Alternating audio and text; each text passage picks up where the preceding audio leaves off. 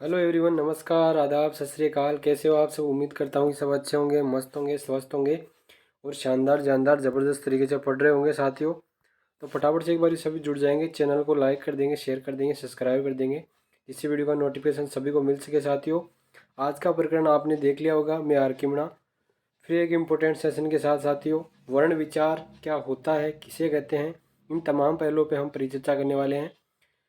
Video को skip नहीं करना है, पूरी क्लास अटेंड करनी है। जो आने वाली वरिष्ठ अध्यापक हो, सेकंड ग्रेड हो, थर्ड ग्रेड हो, फर्स्ट ग्रेड हो, सभी परीक्षाओं के लिए कारगर साबित होने वाला है साथियों। तो आज का अपना प्रकरण प्रारंभ करते हैं। बहुत ही ज़बरदस्त तरीके से कंटेंट लेके आया हूँ कि ज़िंदगी में अगर आगे बढ़ना है तो बहरे हो जाओ दोस्तों। क्योंकि अधिकतर लोगों की बातें क्या होती है, मनोबल गिराने वाली होती है। क्या होती है साथियों? अधिकतर लोगों की बातें मनोबल गिराने वाली होती है। अगर आपको जीवन में आगे बढ़ना है तो सफलता के लिए बहरे हो जाना है। लोग क्या कहेंगे इसके बारे में नहीं सोचना है साथियों। तो एक बार सभी चैनल को लाइक कर देंगे, शेयर कर देंगे, सब्सक्राइब कर देंगे, जिससे वीडियो का नोटिफिकेशन सभी को मिलता रहेगा। अब देखते हैं आज का अपना प्रकरण है वर्ण विचार, जिसे आप अपने दृष्टिकोण से सबसे कठिन बिंदुओं में से एक मान लेते हो, लेकिन ये हिंदी का सबसे सरल प्रकरण है साथियों। वर्ण विचार क्या होता है हम देख लेते हैं। सबसे पहले आपको लिखने वाली, जो आपने नोट्स के रूप में जो टाइम ख़राब करते थे, लिखने का चक्कर था, उसे मैंने मिटा दिया है। आपके लिए पीडीएफ लेके आया हूँ। इससे क्या होगा, आपका समय बचेगा। आपको बस क्लास को देखना है, सुनना है, रील लगा के, ईयरफोन लगा के। तो अब देखते हैं वर्ण विचार। किसी व्याकरण के व्याकरण ग्रंथ में, किसी भाषा के व्याकरण ग्रंथ में इन तीन तत्वों का विशेष एवं आवश्यक रूप से चर्चा और विवेचना की जाती है। उसे कहते हैं वर्ण, शब्द और वाक्य। क्या होते हैं दोस्तों? किसी भी भाषा के व्याकरण ग्रंथ में इन तीन तत्वों का विशेष महत्व रहता है। एक तो रहता है वर्ण का, एक होता है शब्द का और एक होता है वाक्य का। अब सर ये बताओ कि वर्ण होता क्या है? वर्ण किसे कहते हैं? तो उस मूल ध्वनि को कहते हैं जिन्हें और अधिक खंड या टुकड़ों में बांट नहीं सकते। देवनागरी लिपि में प्रत्येक ध्वनि के लिए एक निश्चित संकेत वर्ण होता है।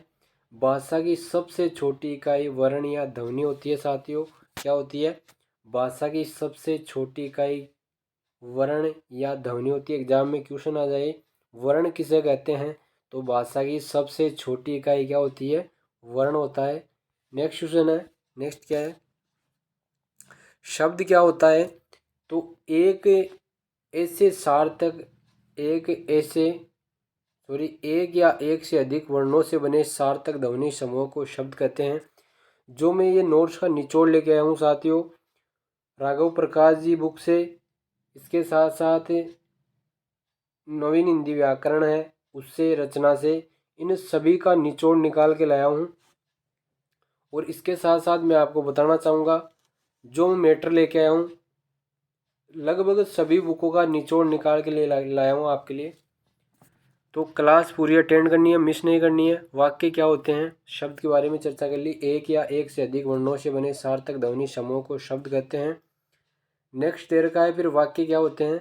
शब्दों का व्यवस्थित रूप जिससे मनुष्य अपने विचारों का क्या करता है?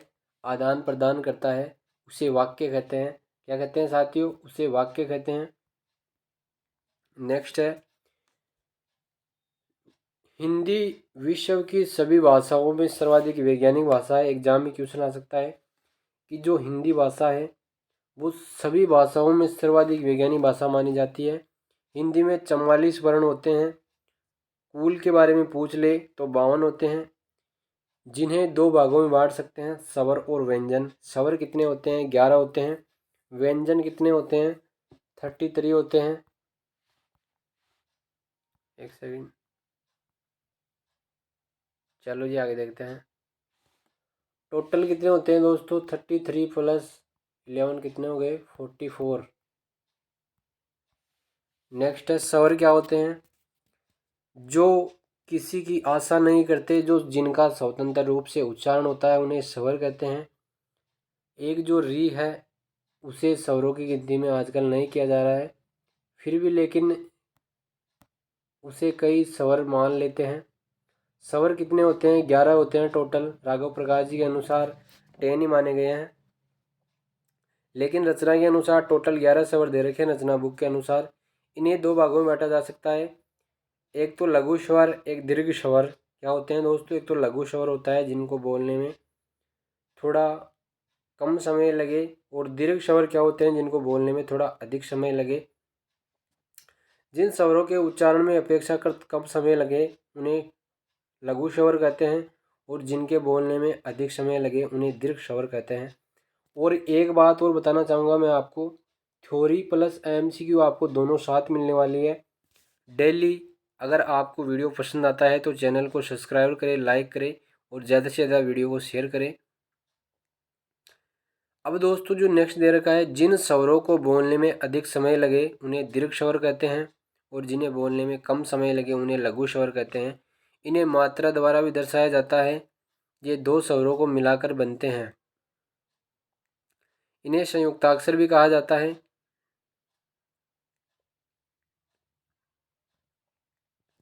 अब देखो साहब आगे क्या दे रखा है, आ बड़ी ई बड़ा ऊ ए ऐ ओ औ दीर्घ। ये क्या है? ये स्वर होते हैं। अब सर ये बताओ, ये तो क्या होते हैं? दीर्घ स्वर होते हैं। ए ई उ री, ए ई उ री ये क्या होते हैं? लघु स्वर होते हैं। व्यंजन क्या होते हैं? जो ध्वनियाँ स्वरों की सहायता से बोली जाती है उन्हें व्यंजन कहते हैं साथियों। क्या कहते हैं? व्यंजन कहते हैं। और मैंने एक ट्रिक बताई थी, KTMDO। ये क्या है? जो उच्चारण स्थान है इनको याद करने की ट्रिक है। के से कंठीय, त से तालीय, एम से मूर्धन्य, टी से दंतोष्टीय, ओ से ओष्टीय। ये इनका उच्चारण स्थान है।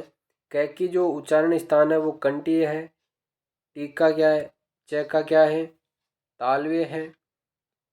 KTM, ट का क्या है? मूर्धन्य। त का क्या है? दंतोष्टीय। और प का क्या है? ओष्टीय। इनका उच्चारण स्थान। जब हम इनका उच्चारण करते हैं जैसे कै, तो इसकी ध्वनि कहाँ से निकलती है साथियों? कंठ से इसका उच्चारण होता है। जैसे च है तो इसका उच्चारण किससे होता है? तालु से होता है। इसी प्रकार हम देख सकते हैं। अंतस्थ व्यंजन क्या होते हैं सर? अंतस्थ व्यंजन होते हैं जो हम जिसका उच्चारण करते हैं, हमारी अंतर से, आत्मा से जो उच्चारण बाहर निकलता है उसे अंतस्थ व्यंजन कहते हैं। य, र, ल, व ये क्या है साथियों? अंतस्थ व्यंजन है। ऊष्म व्यंजन कौन से हैं सर? तो जिनको बोलने में हमारी ऊष्मा बाहर निकलती है उन्हें ऊष्मी व्यंजन कहते हैं। तो टोटल कितने हो गए ऊष्मी व्यंजन? सर कितने होते हैं ऊष्म व्यंजन? तो टोटल 4 होते हैं। श, श, श, है। संयुक्ताक्षर क्या होते हैं? श, त्र, गे और श्र। 3 तो ये दे रखे हैं आपके सामने, और एक ये वाला भी होता है संयुक्ताक्षर में। तो टोटल कितने होते हैं? 4 होते हैं। हिंदी वर्णमाला में 11 स्वर और 33 व्यंजन, अर्थात टोटल कुल 44 वर्ण तथा 3 संयुक्ताक्षर होते हैं। अब देखते हैं आगे, वर्णों के उच्चारण स्थान। भाषा को शुद्ध रूप में बोलने समझने के लिए वर्णों के उच्चारण स्थानों को जानना आवश्यक है। अब हम चर्चा कर लेते हैं। आ और क वर्ग है, इसका उच्चारण स्थान क्या है? कंठी। अभी मैंने बताया था आपको। आगे दे रखा है साथियों, ई बड़ी ई और च वर्ग है, यह श, इनका उच्चारण स्थान तालु है। री, ट और वर्ग, र और श, इनका उच्चारण स्थान क्या है? मुर्दा दे रखा है। और जो र है इसको लुंठित भी बोलते हैं। ऊ बड़ा ऊ, प और प वर्ग ये क्या हो जाएंगे? ओष्ठ्य हो जाएंगे। क्या हो जाएंगे साथियों? ये ओष्ठ्य हो जाएंगे। अंगय, अंगय, अंगय, अण, न, में ये नासिकी व्यंजन है, इनका नाक से उच्चारण होता है। ओ औ, ए ऐ कंठ तालु, ओ औ हो जाएगा कंठ ओष्ठ। व का क्या हो जाएगा? दंतोष्ठ हो जाएगा। व का क्या हो जाएगा साथियों? दंतोष्ठ हो जाएगा। नेक्स्ट देखते हैं। अनुनासिक ध्वनियों के उच्चारण में वर्ण विशेष का उच्चारण स्थान के साथ साथ नासिका का भी योग रहता है। अतः अनुनासिक वर्णों का उच्चारण स्थान उस वर्ग का स्थान और नासिका होगा। जो इम्पोर्टेंट है वो बताता हूँ मैं आपको। उच्चारण की दृष्टि से व्यंजनों को कितने भागों में बांटा गया है, एग्जाम में क्वेश्चन आ सकता है। उच्चारण की दृष्टि से व्यंजनों को कितने वर्गों में बांटा गया है, इंपॉर्टेंट क्वेश्चन है, बताओ देंगे। उच्चारण की दृष्टि से व्यंजनों को कितने वर्गों में बांटा गया है, देख लेते हैं। शानदार क्वेश्चन है। उच्चारण की दृष्टि से व्यंजनों को 8 भागों में बांटा गया है। फर्स्ट दे रखा है स्पर्शी व्यंजन और संघर्षी व्यंजन। स्पर्शी व्यंजन क्या होते हैं, जिनका उच्चारण करने से हमारी जीभ अंदर जो उच्चारण करने से स्पर्श करती है, क्या करती है, अवयव को स्पर्श करती है, उससे स्पर्शी व्यंजन कहते हैं। वर्ग का पहला, तीसरा, चौथा और पांचवा, पहला, तीसरा, चौथा, पांचवा जो वर्ग है, इनका उच्चारण स्थान क्या है, स्पर्शी है। तो इसको कैसे याद करोगे, 13-45 13-45, क्या करोगे दोस्तों, 13-45 13-45। इसका मतलब क्या हो जाएगा, क वर्ग, ट वर्ग, त वर्ग और प वर्ग, ऐसे याद कर सकते हो आप। चलो आगे देखते हैं। संघर्षी क्या होते हैं, जिन व्यंजनों के उच्चारण में दो उच्चारण अवयव इतनी निकटता पर आ जाते हैं, बीच का मार्ग छोटा हो जाता है तथा वायु उनसे घर्षण करती हुई निकलती है, ऐसे संघर्षी व्यंजन कहलाते हैं। संघर्षी व्यंजन कौन कौन से हैं, श श है, ज जैफ है, ये क्या है, संघर्षी व्यंजन है। इनका जब हम उच्चारण करते हैं तो हमारी जीवा क्या करती है, संघर्ष करती है, इसे याद कर लेना। स्पर्श संघर्षी, जिन व्यंजनों के उच्चारण में स्पर्श का समय अपेक्षाकृत अधिक होता है, यानी कि अधिक समय लगता है, उन्हें स्पर्शी व्यंजन कहते हैं। आगे देखते हैं। च छ ज झ, ये क्या है, स्पर्शी व्यंजन है। नासिकी व्यंजन कौन से हैं, अंग अंग अंग, ये न म, ये क्या है, नासिकी व्यंजन है। इनका उच्चारण करते हैं तो नाक से अपनी ध्वनि निकलती है। और जो पार्श्विक व्यंजन है वो ओनली फॉर वन ही है, एल है, जिसे ल बोल सकते हैं, इसे याद कर लेना, एल। चलो जी आगे देखते हैं। परकंपित व्यंजन एक ही है, परकंपित या लुंठित व्यंजन रही है। अब इसको कैसे याद करोगे, तो जैसे नासिके है, जो नाक से उच्चारण होता है, मैंने बता दिया आपको, नाक वाले। पार्श्विक, यानी कि पारस कौन लेके जा रहा था, ल से लल्लू, लालू लेके जा रहा था, पार्श्विक यानी कि पारस कौन लेके जा रहा था, लल्लू लेके जा रहा था, इसे याद कर लेना। इन पीछे वाले को कैसे याद करोगे, स्पर्शी, यानी पसगी, पसगी, देखो इसको उच्चारण को पकड़ो, पसगी, पसगी, कौन पसगी, 13-45 पसगी, 13-45 पसगी, ऐसे याद कर लेना। फिर सेकंड दे रखा है संघर्षी, घर्षी, घर्षी, घर्षी, घर्षी क्या लगती है, इनका घर बना हुआ है, श है, इनका एक घर बन गया है, ऐसे याद कर लेना। स्पर्श संघर्षी, इसको कैसे याद करोगे, स्पर्श, प्रस, प्रस, इसको ऐसे याद करोगे, प्रस, च छ ज झ, च छ ज झ, स्पर्श। नासिक के नाक हो गया, और पार्श्विक मैंने बता दिया, लय दे रखा है। प्रकंपित र हो गया, प्रकंपी, कंपी, इसको कैसे याद करोगे, प्रकंपी, प्रकंपित, प्रकंपित, प्रकंपित, पर हम बोलते हैं ना, प्रकंपित, र उच्चारण में आ रहा है तो र हो जाएगा इसका। उत्क्षिप्त, जिनके उच्चारण में जीवा की नोक झटके से नीचे गिरती है, उसे ताड़नजात या द्विस्पृष्ट व्यंजन कहते हैं, उत्क्षिप्त व्यंजन भी कहते हैं, ये याद कर लेना। उत्क्षिप्त को कैसे याद करोगे, उत्क्षिप्त, उत्क्षिप्त में ड और ढ दो ही आते हैं। संघर्षहीन, जिन ध्वनियों के उच्चारण में हवा बिना किसी संघर्ष के बाहर निकल जाती है, वे संघर्षहीन व्यंजन कहलाते हैं। संघर्ष कौन करते हैं, यह जैसे यमराज करता है और वैसे वकील करता है, यमराज करता है, वकील करता है, इसे याद कर लेना आप तो, संघर्ष। चलो जी आगे देखते हैं। अब सर ये बताओ घोष क्या होते हैं, घोष का अर्थ है नाद या गूंज। जिन वर्णों का उच्चारण करते समय गूंज कंपन पैदा होती है उसे घोष कहते हैं। क वर्ग, च वर्ग आदि सभी के अंतिम 3 वर्ण क वर्ग क से लेके च वर्ग है, जिनका जो अंतिम 3 वर्ण है, जिनके 3 वर्ण हैं वो क्या है, घोष वर्ण है। और जो अघोष है, पहला और दूसरा, यानी कि तीसरा, चौथा, पांचवा तो इसमें हो जाएगा। तीसरा, चौथा और पांचवा यानी 345, 345 घोष। घोष, घोष क्या भाव खरीदा? घोष जानते हो क्या? मिट्टी को बोलते हैं मिट्टी।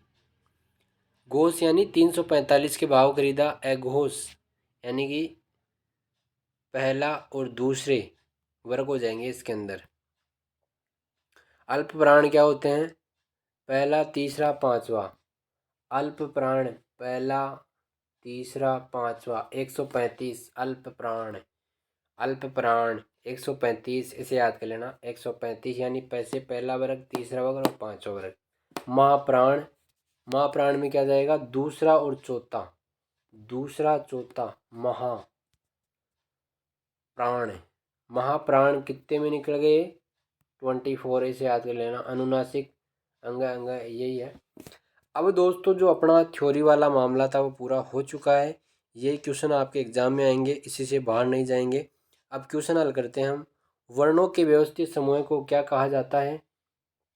तो वर्णमाला कहा जाता है। अभी अपन ने देखा था वर्णों के व्यवस्थित समूह को वर्णमाला कहा जाता है। नेक्स्ट क्वेश्चन है, भाषा की सबसे छोटी इकाई है वर्ण, शब्द, पद या वाक्य। तो ए इसका करेक्ट आंसर हो जाएगा, वर्ण हो जाएगा। नेक्स्ट क्वेश्चन है, उच्चारण की दृष्टि से हिंदी वर्णमाला को कितने वर्गों में बांटा गया है? बताओ देखिए। तो उच्चारण की दृष्टि से हिंदी वर्णमाला को 2 वर्गों में बांटा गया है। नेक्स्ट क्वेश्चन है, भाषा की वह छोटी से छोटी ध्वनि जिसके और अधिक टुकड़े न हो सके क्या कहलाते हैं? तो वो पद कहलाते हैं। बी इसका करेक्ट आंसर है। नेक्स्ट क्वेश्चन है, उच्चारण की दृष्टि से स्वरों के कितने भेद होते हैं? तो 3 भेद होते हैं स्वरों के। कौन कौन से होते हैं? दीर्घ स्वर, लघु स्वर और प्लुत स्वर। जिन स्वरों के उच्चारण में सबसे कम समय लगता है उन्हें क्या कहा जाता है? उन्हें लघु स्वर कहा जाता है। क्या कहा जाता है साथियों? लघु स्वर कहा जाता है दोस्तों। तो आज का सेशन सभी के लिए कारगर साबित होने वाला है। एलडीसी एग्जाम हो, first grade, second grade, third grade, सभी के लिए कारगर साबित होगा। चैनल को सब्सक्राइब कर लेना है और लाइक कर देना है साथियों। कि यूं ही नहीं मिलती राही को मंजिल, एक जुनून सा दिल में जगाना पड़ता है। पहुंचा चिड़िया से कैसे बनाया आसियाना, बोली भरनी पड़ती है उड़ान, बार बार तिनका तिनका उठाना पड़ता है, तिनका तिनका उठाना पड़ता है। स्वरों की संख्या कितनी होती है? इंपॉर्टेंट क्वेश्चन है। तो स्वरों की संख्या टोटल होती है 4 होती है। सॉरी स्वरों के लिए नहीं बोल रहा है, लघु स्वरों के लिए बोल रहा है। ये लघु स्वर, ह्रस्व स्वर ए ई उ री, ए ई उ और री कितने हो जाएंगे? टोटल 4 हो जाएंगे। नेक्स्ट क्वेश्चन देखते हैं। दीर्घ स्वर होते हैं 7 होते हैं, आ, बड़ी, बड़ाऊ, ए आई ओ औ। नेक्स्ट क्वेश्चन है, लघु स्वर से दुगना समय लगने वाले स्वरों को क्या कहा जाता है? जो ह्रस्व स्वर है इसको लघु स्वर भी बोलते हैं। लघु स्वर, दीर्घ स्वर, प्लुत स्वर, तो दीर्घ स्वर कहा जाता है। नेक्स्ट क्वेश्चन है, व्यंजनों का उच्चारण सदा किसकी सहायता से होता है? तो स्वरों की सहायता से होता है। स्वरों का दूसरा नाम क्या है? अनुनासिक या नासिक है। क्या है? अनुनासिक या नासिक है। नेक्स्ट क्वेश्चन देखते हैं, हिंदी वर्णमाला में व्यंजनों की संख्या कितनी होती है? तो हिंदी वर्णमाला में व्यंजनों की संख्या 7 होती है।